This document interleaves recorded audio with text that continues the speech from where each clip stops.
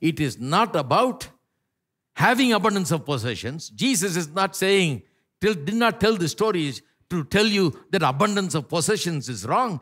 Jesus told the story saying that life does not consist in the abundance of your possessions. My Redeemer lives, and I will see His glory as He works all things together for my good. Whatever things occur, of this I can be sure. I know my Redeemer lives. I know my Redeemer lives. My Redeemer. My Redeemer lives, and I will see His glory as He works all things together for my good. Whatever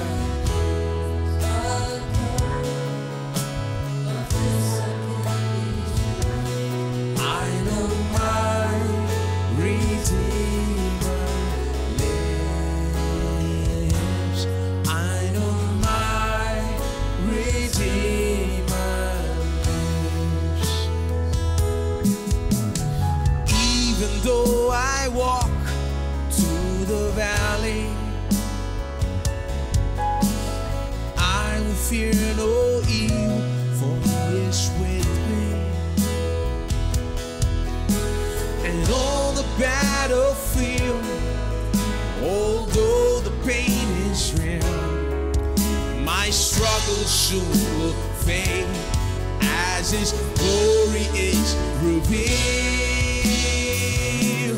My Redeemer lives, and I will see His glory as He works all things together for my good. Whatever things occur, of this I can be sure.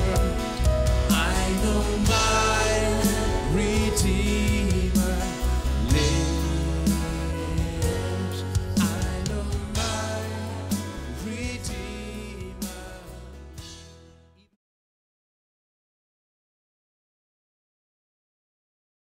I want to establish the fact that Jesus is the Lord of dominion, dignity, and delight.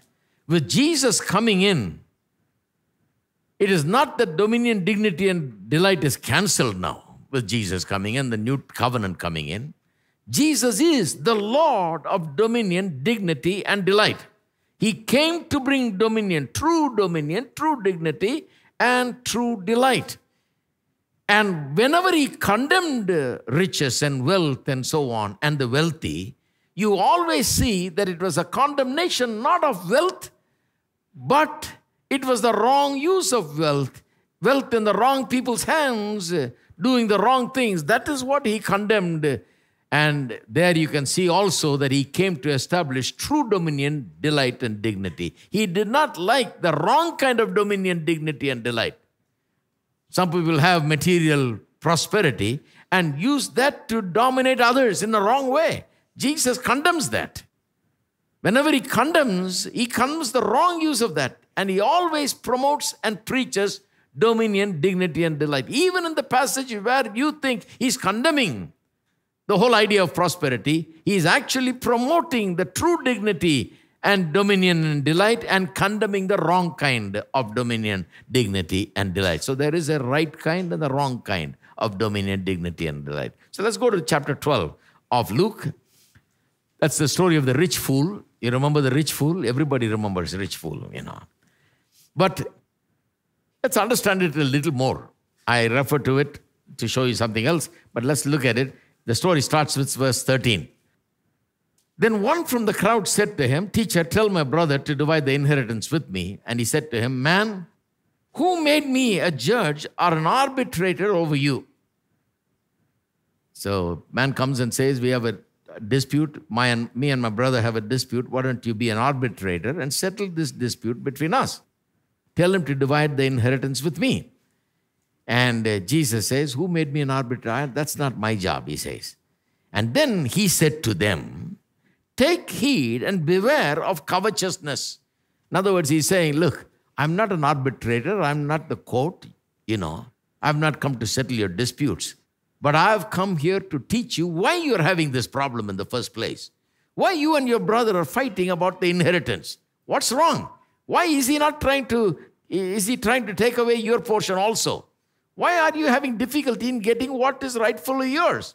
Because there is covetousness at play. So I'm a preacher and I've come from God, and I want to tell you why the problem is there and how to deal with this problem. And therefore, he deals with covetousness. He says, take heed and beware of covetousness.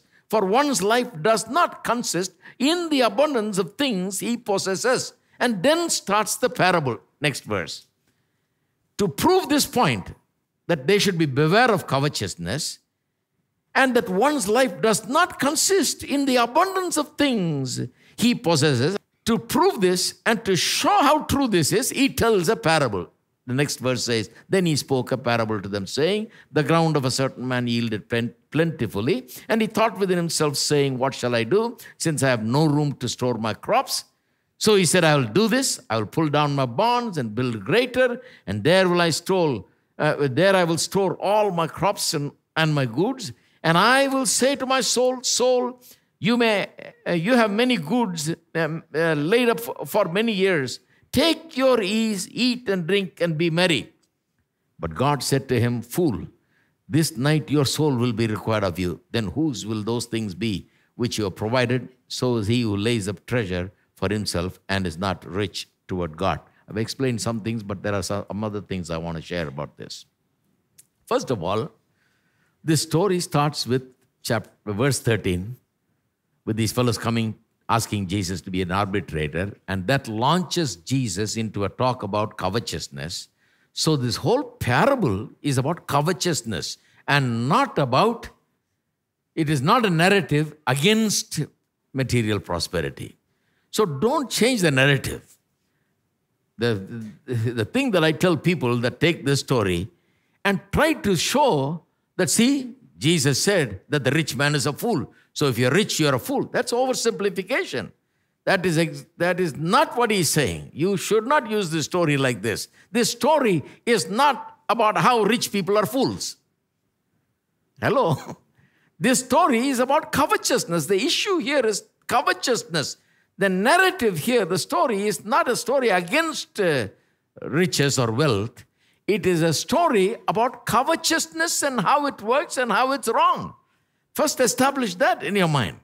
So it is a story about covetousness, and there should not be any doubt about that. Now, listen to the story.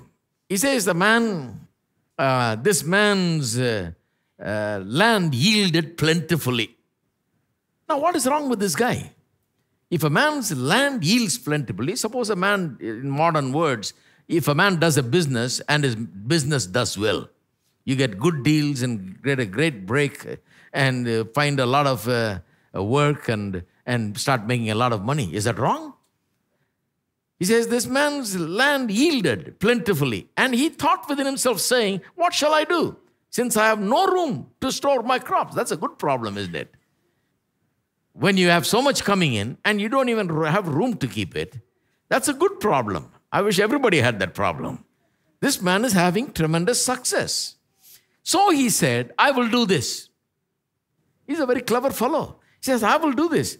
I will pull down my barns and build greater, and there I will store all my crops and goods. Is that wrong? No. See, some people say, see, that is what is wrong with this. This guy wanted to build a bigger barn to store more, something beyond what he actually needs. One fellow actually told me, see, the whole story is about how you should not have any more than what you need.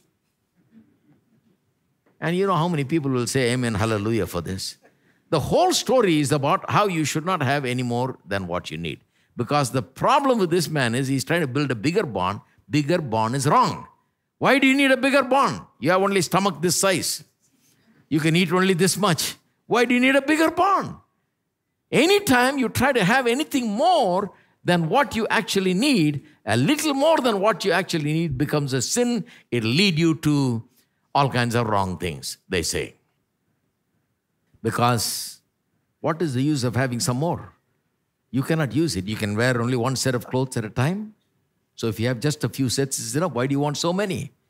You can live in only one house at a time. You can just use basically 2-3 rooms. Why do you want a bigger place? This kind of logic, They say, so if you want anything more than what you basically and fundamentally need, you are going in the wrong direction. You should not want anything more than you need.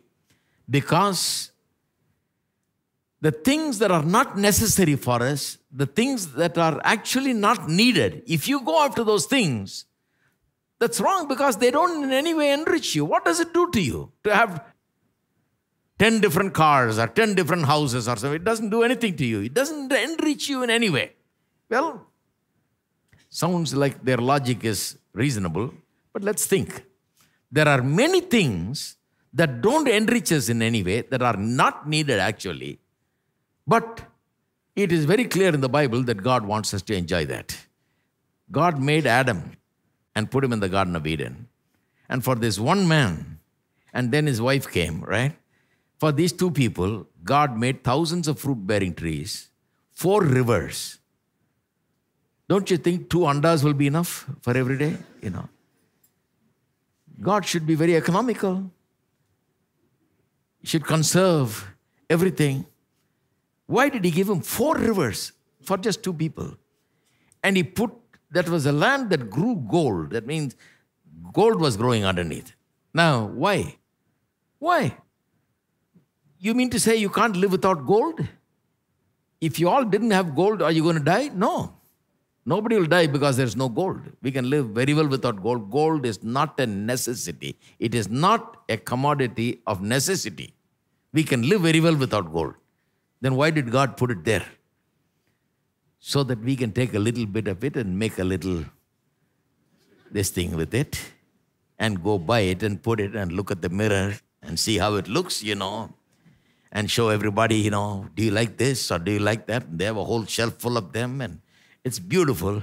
And I saw a little girl wearing one of those one day. I thought, very beautiful, Just a little kid wearing this earpiece. It looks so beautiful. Thank God for gold. But there are some people who will say, things that are not necessary are not good. We should not have anything we should live with basic necessities and no more. Well, there are many things like gold which are not basic necessities, yet God wants us to enjoy them. Right?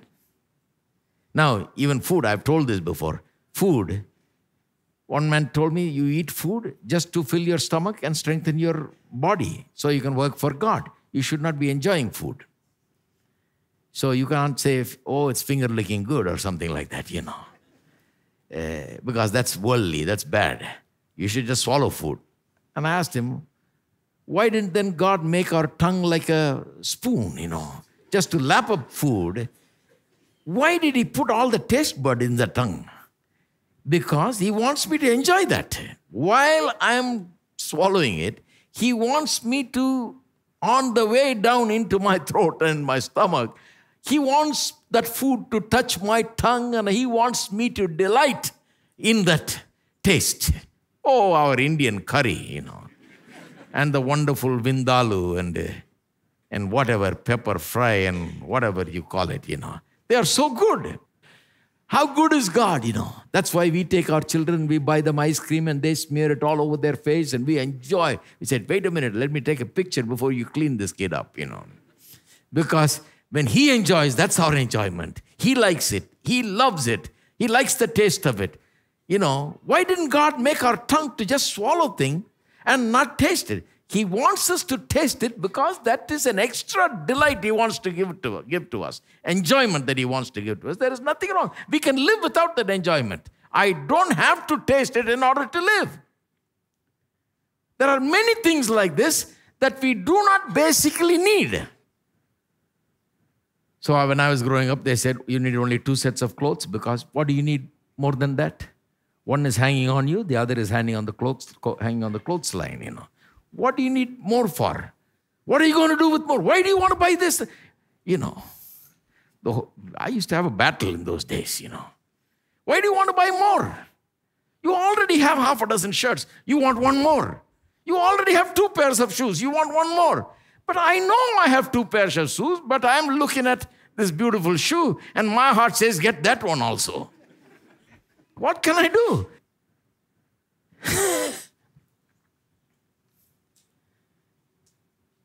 God has made us as creatures who are able to enjoy the good things of God. Think about that. Our nature is like that. God has made it like that.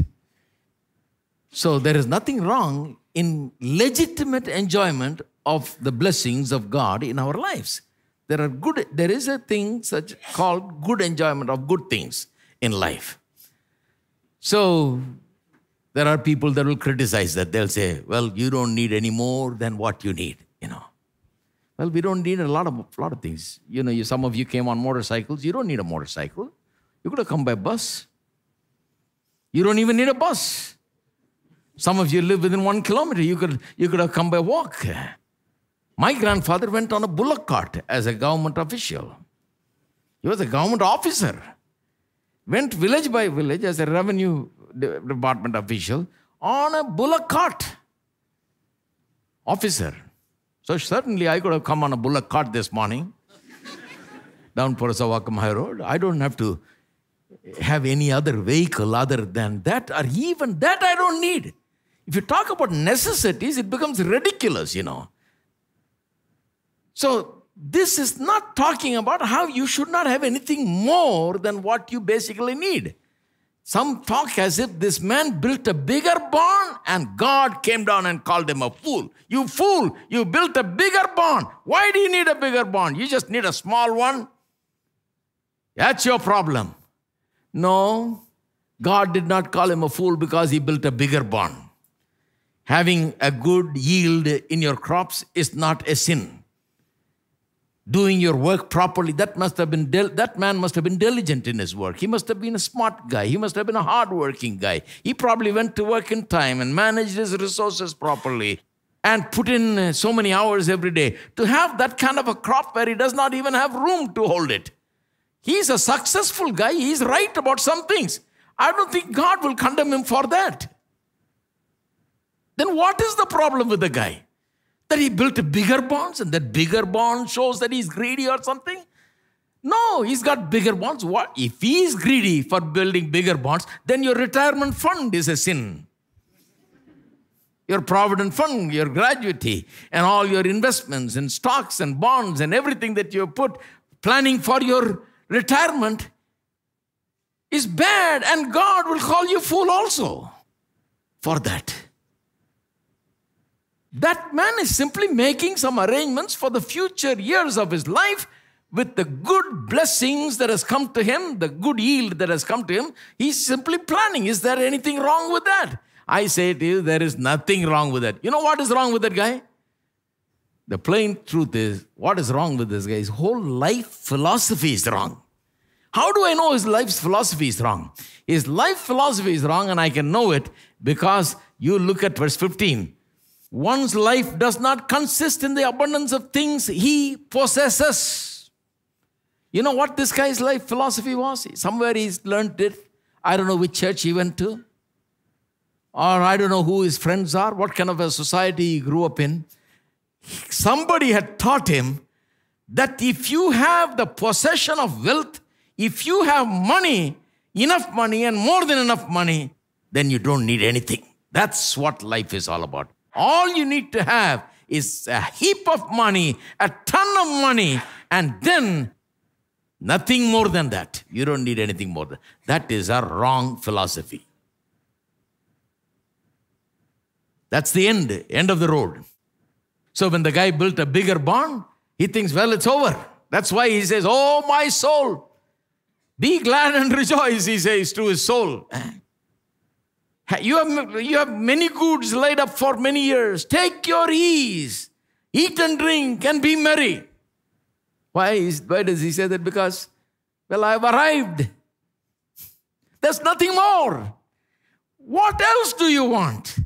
All that you need is money. Money, money, money. My name is Jimmy and gimme all that you can. That kind of philosophy, Money, money, money, and I got all the money. I don't need anything more money. After you got enough money, you don't need anything else. That's the philosophy. That's the flawed philosophy, wrong philosophy. And that is what Jesus is talking about. A man's life does not consist in the abundance of his possession. If you got all the money for the next 10 generations, if you sit back and say, relax, you got it made. You don't need anything. You don't need anybody. You don't need anything. You don't need a job. You don't need anything. Don't worry about anything. Be happy. I'm certain today God is going to call such a person a fool, because that's a wrong philosophy. A man's life does not consist in the abundance of things. That does not mean you should not have things. The flaw is in thinking that life consists in the abundance of things. That's the flaw. Having things is not wrong. You need things. You need a house. You need a car. You need money. God is not against things. And I'll prove it to you here. I'll show it to you. The kind of thinking says, all you need is money and nothing more. If you got money, you got it made. That kind of philosophy. His vision, his idea of human life, and the spiritual character that has come out as a result in his life, the way of thinking is wrong. Remember, the story starts with the guy coming, asking Jesus to solve a dispute. Now think, in that family, the father is dead. When a father dies in a home, now listen with me, when a father dies in the home,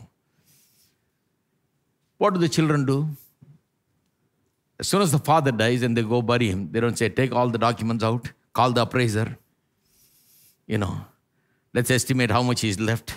No, they don't start it all immediately, They don't worry about such things immediately. First of all, they think about the good times they spent with the father, how they miss the father now.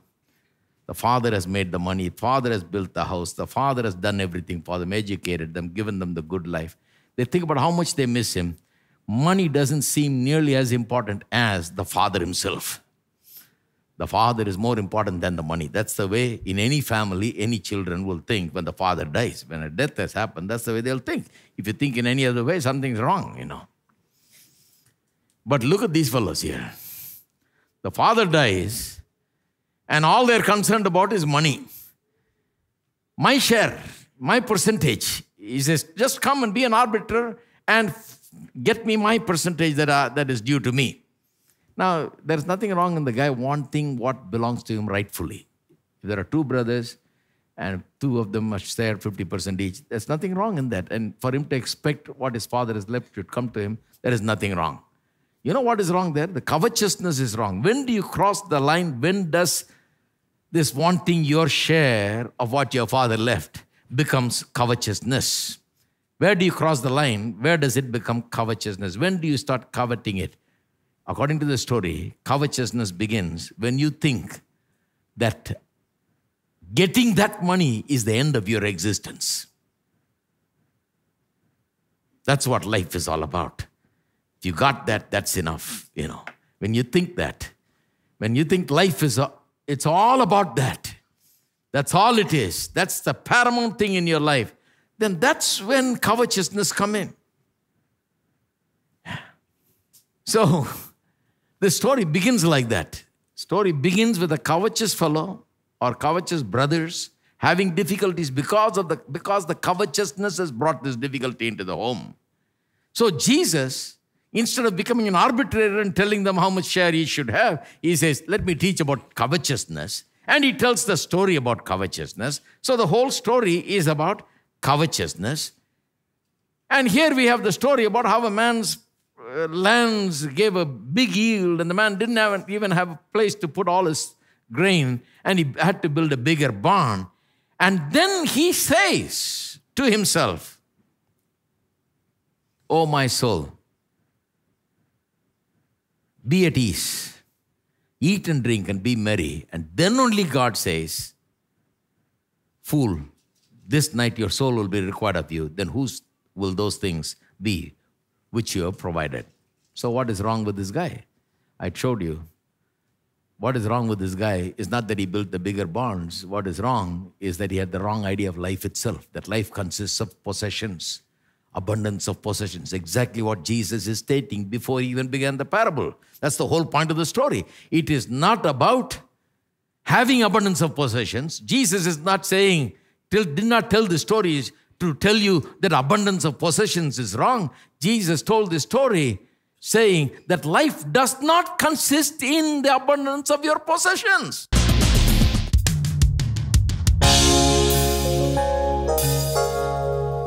Let's clap our hands.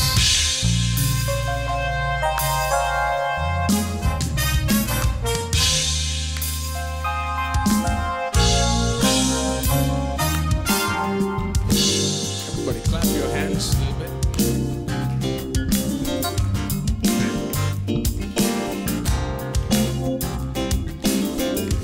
I will come into your presence, Lord, with a sacrifice of praise.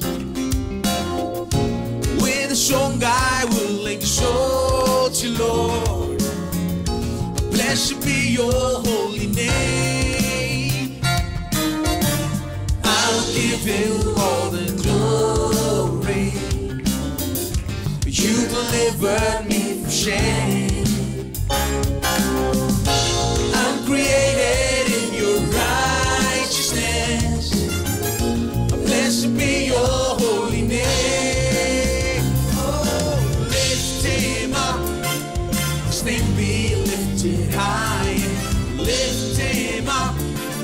Exalt his holy name. Lift him up. His name be lifted high. Exalt his holy name. Oh, lift him up. His name be lifted higher. Lift him up. Exalt his holy name. Lift him up.